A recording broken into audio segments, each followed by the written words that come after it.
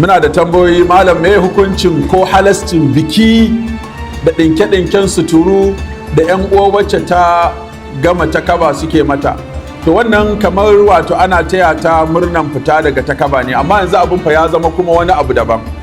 Yanzu har buga invitation ake yi na gayya fita daga takaba.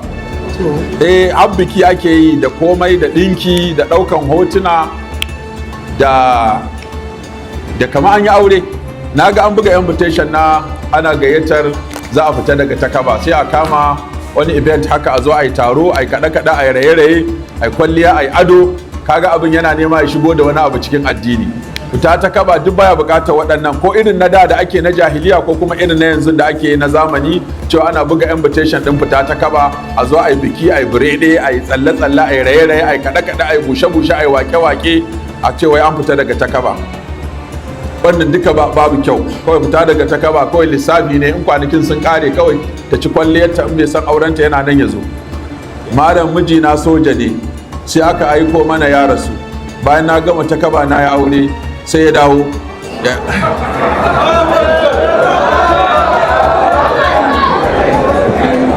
Ya matsara auren da dai. To dama malamai sun yi magana akan matar gwaiba.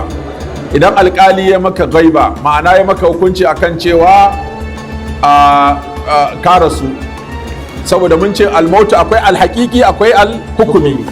Almautul hukumi, idan ba a ganka ba a ji labarinka ba, mun yi bayanin jiya, sai kawai alkali ya hukuncin ka rasu, yawa mataka hukunci a matsayin ta je ta yi takaba. Bayan ta gama takaba ta yi aure, sai mutum ya bayyana. Wasu malaman sun ce tunda har ta yi aure har ta haihu, to maganan wancan auren na wancan mutumin ya riga ya kare. Wasu kuma suka ce a in ya dawo yanzu matan nan fatar biddukhul. Wasu suka ce idan ta tare shikenan magana ta kare. Wasu suka ce a ko da ta tare yanzu falahal khiyar, sai a bata zabi, ga tsohon mijinki da ya dawo, ga sabon mijinki. Idan tana son ta koma gidan tsohon mijinta, wasu sun ce bi nikahin jadid, wasu ka ce la, wancan daurin auren da aka ya rushe, sai ta ba wannan hakuri, ta tattara masa 'ya'yansa ta bashi, ta koma gidan tsohon mijinta. Wasu ka ce a sai an sake sabon daurin aure, sai wannan ya sake ta, sannan ko kuma a zaɓin a kanta yake, ko ta ci gaba da zama da wannan tsohon, ko ta ci gaba da zama da wancan ainihin wato sabon. To kaga wannan dama sabo, kai sai kai ta kamfen tunda ka san zai iya bayyana. Yadda ko an bayyana an ce a je gaban alkali ta zaɓa, ka san ba za ta ki zaɓa kawai, kice ke ganin mazauni wannan ɗin da ya ɓata ya mutu yanzu ya sake ɓata fa. Za ka ke zaɓe ni mu ci gaba da zama, kuma kin ga na kyautata miki fiye da shi, ni ban ɓata ba, ban gudu ba, ban shiga gurin da za a ce ba a ganna har na mutu ba. In ta ce kai ta zaɓa shi kenan sai a ba wancan hakuri. So wannan matsala ana warware ta cikin matsaloli guda 9 na aure da suke zuwa gaban alkali, wanda can gaba za mu kawo su insha Allah. Malam, an sake ni ina jini, zan lissafa iddata daga wannan jinin ne ko sai na gaba? Daga na gaba zaki fara lissafi. Shi yasa Allah ya ce wa ahsul idda. Ana son a saki mace ne a lokacin da hali 4, lokacin da ba ta jinin al'ada, ko lokacin da ta gama jinin al'adan ba a yi mu'amala aure da ita ba. To wannan shine halin, ko kuma tana da ciki. Waɗannan su ne halayen da ake sakin mace, ake kiransa sakin sunna guda 4 ne, sakin bid'a guda 4 ne, sakin da ba sunna ba bid'a guda 4 ne. Mai sunna da bid'ar, wanda sunna take shiga ai dama zamani ne da adadi. In kun ji an ce sunna ana nufin zamanin sakin auren da kuma wato adadin sakin. Sakin bid'a guda 4 ne, mace tana jinin al'ada ko tana jinin biki ko ta yi tsarki an yi mu'amala aure da ita, ko kuma a mata saki 3 gaba daya. Waɗannan 4 su ake kira sakin bid'a. To a saki mace lokacin da ainihin a yi mata saki 1, kuma a yi mata sakin nan a lokacin da ta yi tsarki ba a mu'amala da ita ba, ko kuma tana da ciki, ko kuma wacce ba ta al'ada kwata-kwata. Waɗannan su ne sakin da ake gana an yi su a kan sunna. Sannan akwai matar da al'ada ta take ɗaukewa gaba ɗaya, da wacce ba ta yi kwata-kwata, da wacce ƙaramar yarinya ce, da wacce ta tsufa ta daina. Waɗannan su sakin su duk ba sunna ba bid'a game da lokaci, tunda ba su al'ada da abin da ya kama da haka. Malam, kamar yadda mace take yi wa mijinta takaba bayan rasuwarsa, to idan ita ma ta rasun fa, me ya kamata ya yi mata? Ya yi jimami. Dama matarsa ɗaya sai ta rasu, to ya zai takaba? ya ai ba wani takaba da zai sai dai kawai ya jimami ya dan kwana biyu daga nan ya warware an samu kanwata ko yarta ko ta uwata ko kawarta ko kuma wata ta nesa ko ta kusan ana so sai ta shigo. Amma ai namiji baya takaba, gurin da aka ce namiji yana idda ma idda aka ce namiji yana yi shi ma lokacin da yake da mace hudu ne sai ya saki daya bata gama idda ba, kaga ai ba zai karo aure ba tunda waccan ma matarsa ce tunda bata gama idda ba, in ya karo wata sun zama 5 kenan. Ko kuma lokacin da ya aure ta yake son kanwata koyarta, kaga a nan ma ba zai auri kanwata koyarta ba domin ba a son a hada su a igiya daya tunda bata gama idda ba waccan ba zai auri wannan ba. Ko kuma ya sake ta yana son ya auri kanwar babanta ko yar babanta da suke uwa ɗaya ko uba ɗaya ko uwa ɗaya uba ɗaya da babanta, shi ma ba zai yi ba saboda ba a auren mace a hada ta da ammata. Hakanan kuma yana son yar uwar babarta wacce suke uwa ɗaya ko uba ɗaya ko uwa ɗaya uba ɗaya, ita kuma ya sake ta bata gama idda ba, to ba zai auri wannan ba dan ya aure ta sun haɗu a igiya ɗaya kenan. Waɗannan su ne halaye guda 4 da mutum ba zai yi aure ba sai matarsa ta gama, wato shi kamar jira yake yi, ba shi ba idda yake ba amma yana jiran sai waccan ta gama idda kafin ya yi aure. To mun samu yau, wasu suka duba shafukanmu za su ga yau mun samu ziyartar a wani fili a unguwar kumbiya wanda hajiya Ladi yar alhaji Sale gani ta yi masa wakafin wani katafaren fili wanda mun je filin ɗazu, mun je mun ga filin wanda babban fili ne ya kusan kaiwa kafa 80 zuwa kafa 100. Ta baya cewa a gina makaranta a ci gaba da kula da sababbin musulunta a gurin. Da haka wannan baiwa Allah mahaifinta ne shi Alhaji Sale gani to muna mata addu'a Allah ya saka mata da alheri. Wannan aiki da ta yi na waƙafi a yi makarantar islamiyya domin babanta ya ci gaba da samun lada, wannan ya nuna mana kenan kun ji falalar da na gaya muku na haihuwar ya mace. Kun ga ya mace mai tausayi mai ƙauna ga mahaifinta, bayan ya yi shekaru a ƙasa ta ware ƙaton fili ta ce wannan filin a yi wa mahaifinta, ta yi wa mahaifinta waƙafi a zo a gina islamiyya a ci gaba da karantar da addinin musulunci. Da haka Hajiya Ladi Allah ya saka miki da alheri, kuma Allah ya ji kan mahaifinki Alhaji Sale gani kuma Allah ya sa wannan ladan da kika kafa da sunansa Allah ya kai masa, ya kai miki, ke ma Allah ya sa a cikin zuriyarki a samu wanda za su yi miki wannan al'amari. To a nan take kawai waɗanda muka je su kawai sai aka kafa da ake kiransa, aka fara lancin na gina wannan makaranta kai tsaye nan take. Waɗanda suka ba da gudunmawa a wannan guri na buɗe wannan lancin akwai Alhaji Naziru Inuwa, ya ba da blocks guda 2000 nan take a filin, ya ce ya ba da bulo 2000 a zo a fara aiki. Sai aka ce sai kuma Sheikh Amin Ibrahim Daurawa shi ma ya ba da 100,000 a gurin. Ice shi ma ga gudun wasu, to shi ma Allah saka masa da alheri. Sai Alhaji Baffa Kawu Alkali, Alhaji Baffa Kawu Alkali shi ma yana wannan guri, ya ce shi ma ya ba da 100,000 don gina wannan makaranta. Sai Alhaji Sani ya Uciyaman shi ma nan take ce ya ba da 200,000. Sai Alhaji Ibrahim Ahmad shi ma nan take ce ya ba da 100,000. Sai wani dan Hizba Sadiq Muhammad, dan Hizba ne kuma shi ma ya ce ga 50,000 sadaka wa mahaifinsa a saka a ginin wannan makaranta.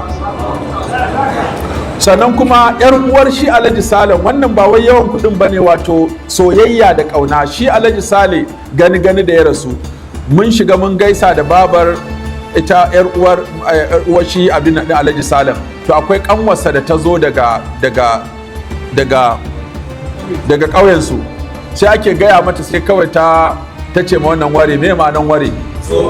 Ta ce ni na ji ta ce ware, sai na ga ya tashi ya je, da ya tashi ya je sai ta ɗauko 1,000 ta bayar, sai ta yi fulatanci, ban san me ta ce ba, sai aka ce ta ce ita ma a saka wannan 1,000 nata a wannan ginin da za a wa dan uwanta. Wannan abin ya burge mu sosai, cewa ta ji daɗin abin da za a wa dan uwanta, har ita ma ta da kirji ta ba da 1,000 a saka. Wannan abin ya mana daɗi. To haka total yanzu daga fara wannan ɗazun nan, daga bayan sallar juma'a zuwa yanzu, har an tara 551 da kuma blok guda 2000. Saboda haka so yanzu mun sai architecta ɗinmu ya je ya zana makarantar nan, domin kafin mu fita daga Ramadan din nan a fara ma gabatar da gini.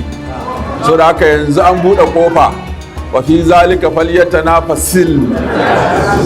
Wannan gudunmawa za ta iya zama wani ya bada kwano, wani ya bada katako, wani ya bayar da sili, wani ya bada siminti, wani ya ce shi electrician ne in an zo aikin wuta a neme shi, wani ya ce shi fulamba ne in an zo fulambin a neme shi, wani ma na ga ya bugo ɗazu ya ce shi mai zane ne in babu mai zane shi zai bada kansa kyauta ya zana filan ɗin da ake so a zana. Ko saboda haka kowa ya bada gudunmawarsa wannan makaranta mu assasa ta mu gina ta. Bangaren sababbin musuluntan nan namu mata mu mai da sunan bangaren su dinga karatu a can, kuma mu bude islamiyya da tahfizul qur'an a unguwar, a ga cewa wannan mata abin da ta yi ya assasa unguwar, ya kafa unguwar, ya kawo alheri wannan unguwa, kuma an ƙara samun ci gaba. Domin ragowar wanda Allah ya musu arziki suke da kuɗi, suke da filaye, suke da arziki suka bari sai sun mutu a zo a ta rigimar rabo. Mutum ya kamata ya yi wa kansa abin da ka san in ka mutu 'ya'yanka ba dole su ma ba. Kuma akwai wanda ya mutu ya bar filaye da gidaje sun fi 100, sai wani ɗansa ya ɗaga hannu ya ce kafin a raba gado ina son a ware wa baba fili guda ɗaya a yi masa masallaci da makaranta. Sai kuwa suka ce an ki a yi din, ka bari in an raba an baka a kasan ka kai sai ka yi. Shi baban ba nasa bane ya ƙi, duka fa nasa ne ya ƙi ya yi. To in yana so me yasa bai yi ba? Sai mu yanzu da za a ba mu kaso, shi fa nasa ne gaba ɗaya da ransa da komai ya ƙi ya ɗauki fili ɗayan ya wa kansa islamiyya da makarantar. Sai kuma yanzu mu kuma za a ce mi masa in yana so ya wa kansa mana. Bisa nake gaya muku wanda yake da halin da zai wakafi ko sadaka ko kyauta ko wasiya to ya yi ta tun yanzu. Ba dole ba ne 'ya'yanka su yi maka bayan ka rasu, za su iya yi ma amma ba dole ba ne. Amma kun ga wannan bayan rasuwar mahaifinta da shekaru ta ga cewa wannan filin ba kuɗi ya kamata ta siya a bata ba, ko za ta siya za ta samu kuɗin, domin fili ne a tsakiyar cikin garin Gombe wanda ko nawa za a iya sai da shi. Amma ta ce a ba mahaifinta, to Allah saka mata da alheri. Ci gaba da kawo gudunmawa, akwai gero buhu ɗaya daga mai 100 kg daga wani bawan Allah ya ba da ladan mahaifiyarsa. Akwai shadda yaji biyar sau 10, akwai turmin zani guda 5 daga hajiya Nani Zailani a bawa marayu. Sannan ta cikin banki kuma da muka ba da account, akwai wani hajiya Wani Haya Umar ta aiko 10,000, Galadima Hassan ya aiko 5,000, wani bawan Allah 5,000, wani bawan Allah ma 5,000, sannan Salamatu Umar Musa 3,000, wani bawan Allah shi ma 5,000, 3,000 Adamu Yarima, 3,000 Halima Tasi'u 5,000, Al-Mustapha Yahaya 200,000, wani bawan Allah 100,000 mahaifiyar shi, 100,000 kuma mahaifin shi. Sannan sai 1,200 daga ɗaiɗaiku, sai ƙur'ani guda ɗaya yaji 10 daga wani bawan Allah. Akwai wanda ya kawo ma tamfofi suna nan guda 10 a gida, sunansa Galadima, yana nan insha Allah na rubuta sunansa a jiki da kuma kuɗi 50,000. Sai mun je gobe insha Allah za a fito da su, na rubuta sunansa a jiki. Akwai kuma Hajiya Honorable Hajiya Binta, Honorable Hajiya Binta, gidan da muka koma yanzu sabo namu na da'awa, babu ruwa a gurin, sai ta ce a gidanta yana kusa da gurin, ta ce a zo a jono mana ta rijiyar nan da ake kira rijiyar burtsatse, ta kawo mana ruwa. Ta Hajiya Binta, Honorable Hajiya Binta, muna godiya, Allah ya saka miki da alheri. Mata kawo mana ruwa da lemo da abinci da sauran abubuwa, duka muna godiya. Allah ya bunƙasa kasuwanci, ya sa albarka a ciki. Ina neman aikin police. To me dan kana neman aikin police? Shi aikin police akwai wahala ne? Ko wahala ake sha neman aikin police? Ana wahalar samu? Ana wahalar samu? To Allah sa ka samu kuma kai abin arziki. Rashin lafiya, Allah ya bani lafiya, to Allah ya baka lafiya. Amin addu'a, ina neman aiki, ayi min addu'a, ina karatu. Ya shekaru 2 yara na 2 sun menene shekara 2 da batan yara na 2, to Allah ya bayyana su, Allah ya bayyana su. Wato harkar nan ta batan yara mun gano dalili. Wato tirela ake da 'ya'yanmu ana kwashe su daga arewa ana kai su kudu. Mu kan ma Hizba mun kama kusan tirela guda na yaran da aka ɗebo daga Bauchi, daga Gombe, daga ina ne za a yi kudu da su. Su kawo mana ƙwaya su ba matasanmu su kuma ɗebi 'ya'yanmu su tafi da su kudu kuma su shigo mana da makamai.